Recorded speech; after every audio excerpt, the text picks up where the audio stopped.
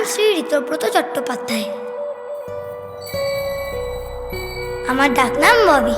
এখন আমি মায়ের সাথে দার্জিলিংয়ে থাকি। আমার আসল বাড়ি উত্তরপাড়ায়, সেখানে সবাই থাকে। আজকে ওদের স্কুলে কি একটা অঙ্ক পরীক্ষা আছে না? তাতে তোমার কি? ঘুমোচ্ছিলি কেন? ঘুম পেয়ে গেছিল। তা হাগা পেলে কি ক্লাসেই হাগবি?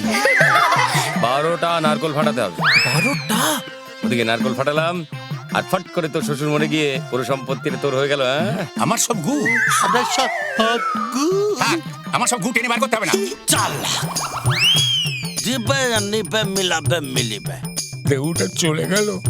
দেবু তো আমি, ও তো শিবু, আর তুমি তো শানু। না স্যার, আমি নানু। 2 মাস পর দাদু আমার জন্য ছাদে নতুন ঘর বানিয়ে দেবে। এক একজনের জন্য এক একখানা আলাদা ঘর।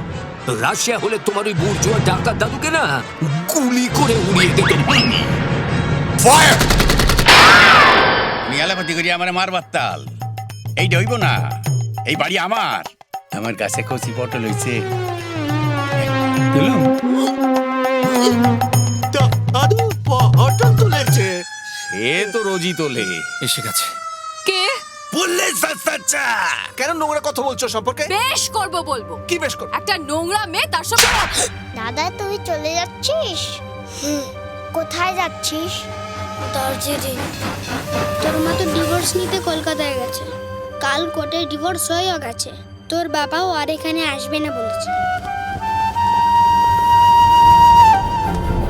আমি যে তোমার সঙ্গে কথা বলি, এ কথা আমি মাকেও বলিনি। তুমি কিন্তু কাকামণি আর ছোটকাকেও বলো না। লাস্ট কি করে বেরিয়েছিল বাড়ি থেকে? ববির কিছু হয়নি। কোথায় রেখেছিস আমার ছেলেকে?